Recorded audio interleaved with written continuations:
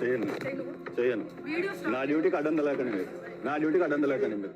ప్రముఖ టాలీవుడ్ సింగర్ మంగ్లీ పుట్టినరోజు వేడుకలు వివాదానికి దారితీశాయి. చేవెళ్లలోని త్రిపుర రిసార్ట్ లో మంగ్లీ బర్త్డే పార్టీ సందర్భంగా నిర్వహించిన వేడుకలపై పోలీసులు ఆకస్మిక దాడులు నిర్వహించారు.